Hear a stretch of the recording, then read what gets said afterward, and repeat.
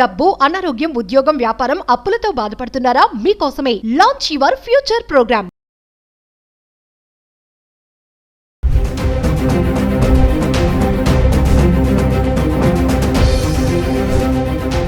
నమస్తే, welcome back to Suman TV. Present మనతో పాటు ఉన్నారు అనలిస్ట్ మందల కృష్ణారెడ్డి గారు. నమస్తే సార్.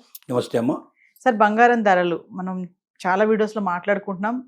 క్రమేపా పెరుగుతున్న ధర తగ్గింది, పడిపోతుంది అని చెప్పేసి అన్నారు. మళ్ళీ కొంచెం పెరిగింది, మరీ కాదు కొంచెం.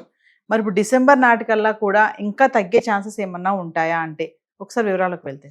అంటే ఒకసారి విపరీతంగా పెరిగినటువంటి బంగారం కొంచెం వెనక పట్టుపడడం మనం చూస్తూ ఉన్నాం. మనకు అక్టోబర్ నాటికి మామూలుగా సెప్టెంబర్లోనే మనకు దాదాపుగా ఎండింగ్ వరకు బాగా విపరీతంగా పెరిగింది. ఇక అక్టోబర్ నుంచి మెల్లగా డౌన్ అవ్వడం ప్రారంభమైంది. 1,50,000 దాకా వెళ్ళినటువంటి బంగారం ఇప్పుడు 1,20,000 నుంచి 25 మధ్యలో టచ్ ఆడుతుంది. అలాగే వెండి కూడా 2 లక్షలు, సుమారుగా 1,90,000 దాకా టచ్ అయినటువంటి వెండి ఇప్పుడు 1,50,000 ఆ ప్రాంతం లోపల అది కిలో వెండి టచ్ అవుతుంది. వీటికి కారణాలు ఏమిటని మనం ఒకసారి బాగా నిష్టంగా పరిశీలిస్తే డిసెంబర్ లోపల ఎలా ఉంటుంది అని ఒక ఆలోచన చేయగలిగితే, ఒకటి, చైనా లోపల వ్యాట్ ఏదైతే ఉందో ఇంతకుముందు దీనికి వ్యాట్ అమలు పరిచేవాళ్ళు కారు. ఇప్పుడు వ్యాట్ వేసేందుకు సిద్ధపడ్డారు. బంగారానికి వ్యాట్ వేస్తున్నారు. వ్యాట్ వేయడం వల్ల ట్యాక్స్ విపరీతంగా పెరుగుతుంది. ఎప్పుడైతే ట్యాక్స్ బాగా పెరుగుతుందో బంగారం రేటు బాగా పెరిగే అవకాశం ఉంటుంది. అంటే కొనేవాళ్ళ సంఖ్య తగ్గిపోతుంది. ఆటోమేటిక్గా మార్కెట్లో డిమాండ్ పడిపోయే అవకాశాలు ఉన్నాయి. రెండోది, అమెరికా లోపల బ్యాంకుల్లో నిల్వ ఉంచే డబ్బు ఎంత ఉంచుకోవచ్చు, ఎంత వాళ్ళు బయటికి లోన్స్ ఇవ్వడానికి వీలుగా ఉండేటువంటి ఫెడరేట్స్ అనేటువంటి ఒకటి రకంగా వాళ్ళు ఫెడరల్ బ్యాంక్ తీసుకునేటువంటి డిసిషన్స్ ఉంటాయి. ఆ డిసిషన్స్లో 25 బేసిక్ పాయింట్స్ని తగ్గించాలని వాళ్ళు డిసైడ్ చేసుకున్నారు. దానివల్ల ఎక్కువగా డబ్బు అవైలబిలిటీ ఉంటుంది మార్కెట్లోకి. దానివల్ల వేరే దానికి దాన్ని డైవర్ట్ చేయడానికి పాసిబిలిటీస్ ఉంటాయి. బంగారం మీద ఎక్కువగా కాన్సన్ట్రేట్ చేయడానికి అవకాశాలు తక్కువ ఉంటాయి. ఎక్కువగా స్టాక్ మార్కెట్లోకి వెళ్ళిపోతారు. వాళ్ళంతా డబ్బు తీసుకొని స్టాక్ మార్కెట్లో పెట్టుకో. ఇలాంటి 3 రకాల కారణాలు ఉన్నాయి. ఇది కాకుండా అమెరికా ఏం చేసిందంటే విలువైన లోహాల జాబితాలో బంగారంతో పాటుగా వెండిని, రాగిని, ఇంకా కొన్ని లోహాలని చేర్చింది. ఇంతకుముందు విలువైన లోహాలు ఓన్లీ బంగారం మాత్రమే ఉండేవి. నైట్ ఇట్లాంటి వాటి కొన్ని ప్లాటినం లాంటివి ఇంకా కొన్ని విలువైన లోహాలు ఉండేవి. దాంతో పాటుగా వెండిని, రాగిని వీటిని కూడా చేర్చడం వల్ల ఏమైందంటే వాటికి విలువ పెరుగుతుంది. అంటే ఎప్పుడైతే గవర్నమెంట్ ఆథరైజ్డ్గా వెండిని గుర్తించిందో విలువైన లోహం కింద, అప్పుడు దాంట్లో పెట్టుబడులు బాగా పెరుగుతాయి. గవర్నమెంట్ బాండ్స్ కూడా దానికి సంబంధించినవి తీసే అవకాశాలు ఉంటాయి. సో దాని మీద ఎక్కువగా డబ్బులు పెడతారు. అంటే ఏమవుతుందంటే ఎప్పుడైతే విలువైన లోహాలు తిందో వాటికి కూడా బాగా విలువ పెరిగేసరికల్లా బంగారం రేటు ఆటోమేటిక్గా తగ్గడానికి అవకాశం ఉంటుంది. దాంతో సమానంగా కాకుండా ఇంతకుముందు ఇది ఒక్కటే ఉంది కాబట్టి దీన్ని బాగా హైలైట్ చేశారు. ఇప్పుడు వాటిని కొనడం ఎక్కువ మొదలుపెడతారు. వాటిని ఎక్కువ కొనడం మొదలుపెట్టాలంటే బంగారం నుంచి అందులో షిఫ్ట్ అయిపోతారు. బంగారం నుంచి ఎప్పుడైతే షిఫ్ట్ అయిపోతారో అప్పుడు ఆటోమేటిక్గా బంగారం రేటు తగ్గిపోయే అవకాశాలు ఉన్నాయి. ఇలాంటి అనేక రకాల కారణాలు మనం చెప్పుకున్నటువంటి అమెరికా డాలర్స్ విషయాలు కానీ, ఇంకా ప్రపంచ యుద్ధాల గురించి కానీ, ఇవన్నీ కూడా దీంట్లో కలిసి మనం చెప్పుకుంటే రేటు కొంచెం డౌన్ అవ్వడానికే పాసిబిలిటీస్ ఎక్కువ కనబడుతున్నాయి. డిసెంబర్ నాటికి కొద్దిగా పెరుగుతున్నట్టుగా కనబడ్డా, 4-5 రోజులు వ్యత్యాసం కనబడ్డా, మళ్ళీ వెనక్కి వచ్చి కొంత తగ్గుదలే కనబడేటట్టు కనబడుతుంది. కానీ 100% పెరిగేటట్టుగా మాత్రం లక్షణాలు కనబడతలేదు. ఫ్లక్చువేట్ అవుతూ ఉంటుంది. కొంచెం ఎక్కువ, కొంచెం తక్కువ, దిగి పొందుతుంది. ఈ రేటు కన్నా ఒక 5-10 వేలు ముందుకు వెళ్ళొచ్చు, 5-10 వేలు తగ్గవచ్చు. 1,00,000 కన్నా డౌన్ అయితే కాదు, 1,50,000 కన్నా ఎక్కువైతే ముందుకు వెళ్ళడానికి అవకాశం లేదు. ఈ మధ్యలోనే ఈ మార్పులు చేర్పులు జరుగుతుంటాయి. కాబట్టి కొనుక్కోదలుచుకున్న వాళ్ళు ఒకటే ఆలోచించుకోవాలి. బంగారం మీద నేను పెట్టుబడి పెడుతున్నాను, తాత్కాలికంగా 2 నెలలు 6 నెలలు తగ్గినా మళ్ళీ పెరుగుతుంది ఖచ్చితంగా, ఏదో రోజున బంగారం మాత్రం పెరుగుతూనే ఉంటుంది తప్ప తగ్గదు అనేటువంటి దృక్పథంతో ఉన్నవాళ్ళు కొనుక్కోవడం మంచిది. తగ్గినప్పుడే కొనుక్కోవాలని నేను అనుకుంటే ఇంకా కొంచెం వెయిట్ చేయడం మంచిది. ఎందుకంటే తగ్గే అవకాశాలు ఎక్కువ కనబడుతున్నాయి కాబట్టి. తగ్గలేదనుకోండి, ఎంత 5-10 వేల రూపాయల డిఫరెన్స్ కన్నా రాదు.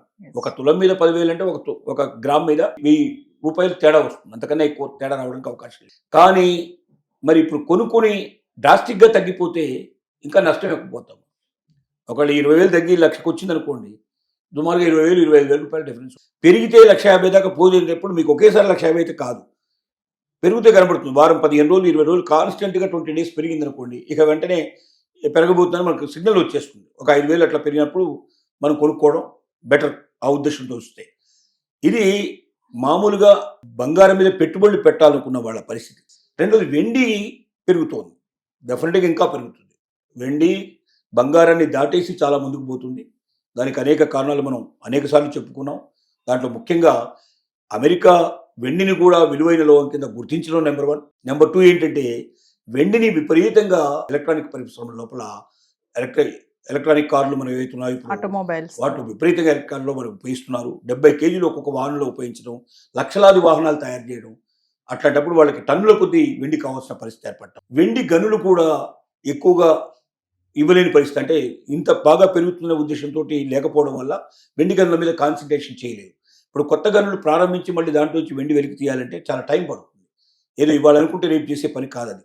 దానికంతా ముందు చాలా దానికి భూమిని తొలచాల్సి వస్తుంది, దానికి చాలా వర్క్ చేయాల్సి వస్తుంది. దానివల్ల కొన్ని నెలల పాటు టైం పడుతుంది. కనీసం ఒక 6 నెలలు టైం తీసుకుంటే తప్ప కొత్త లోహాన్ని బయటికి తీసుకొచ్చి దాన్ని శుభ్రపరిచి మార్కెట్లో తీసుకురావడానికి సాధ్యం కాదు. 6 నెలలు, సంవత్సరం పడుతుంది, టైం పడుతుంది. సో ఇలాంటివి, తర్వాత అట్లాగే సోలార్ పరిశ్రమలో దీన్ని ఉపయోగించడం లాంటివి, మెడికల్ ఎక్విప్మెంట్లో ఉపయోగించడం లాంటివి, ఇలా రకరకాల పరిశ్రమల్లో వెండి యొక్క ఉపయోగం ప్రతి రోజుకి పెరుగుతూ ఉండటం వల్ల ఒక ఆభరణాలకు మాత్రమే కాకుండా మిగతా వాటికి ఎక్కువగా అత్యధికంగా ఉపయోగించడం వల్ల వెండి రేటు విపరీతంగా పెరిగే అవకాశం ఉంది.